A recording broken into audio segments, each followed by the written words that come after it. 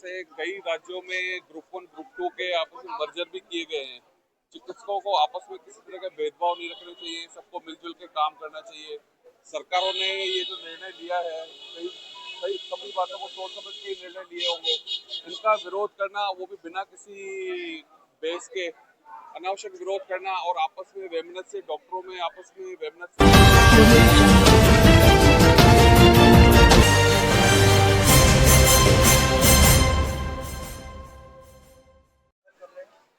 से कई राज्यों में ग्रुप 1 ग्रुप 2 के आपस में मर्जर भी किए गए हैं।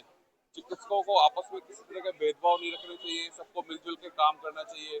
सरकारों ने ये जो निर्णय लिया है, कई कई सभी बातों को सोच समझ के निर्णय लिए होंगे।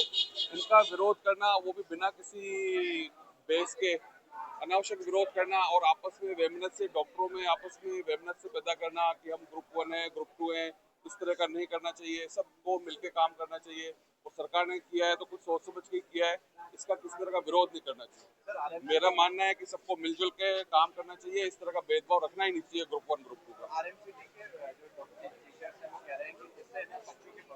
किसी तरह की कोई वो नहीं करनी है। 10 साल से या पहले से ही सब कार्य कर रहे हैं, वही चिकित्सा का कार्य, वही शिक्षण कार्य सब कर रहे हैं पहले से ही।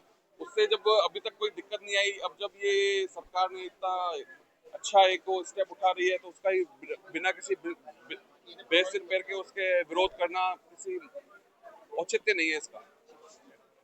विरोध प्रोटेस्ट कर रहे हैं और क्या मांगे? एक्चुअली क्या है, सरकार क्या है कि जो नए मेडिकल कॉलेज खोल रहे हुए हैं उनमें क्या फैकल्टी की पूर्ति नहीं हो पा रही है, तो उसमें क्या शिक्षा की गुणवत्ता प्रभावित हो रही है। उस गुणवत्ता को दूर करने के लिए सरकार ने क्या है कि ग्रुप 2 के जो चिकित्सक वहाँ पे ऑलरेडी वर्क कर रहे हैं उनके समायोजन के लिए कुछ प्रयास किए हैं।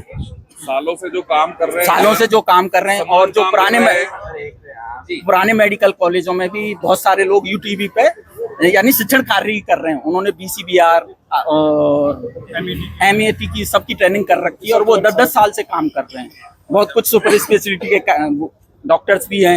एक्चुअली में सरकार सुपर स्पेशलिटी में पहले ही लेटरल एंट्री कर चुकी है ग्रुप 1 से ग्रुप 1 में, यानी जो पहले मेडिसिन में लेक्चरर के आरपीएससी से जो बंदा आया था उसको न्यूरोलॉजी का असिस्टेंट प्रोफेसर बना दिया बिना आरपीएससी के। जब सरकार पहले ही काम कर चुकी है, आरएमसीटीए ने उस टाइम तो इस चीज का विरोध नहीं किया।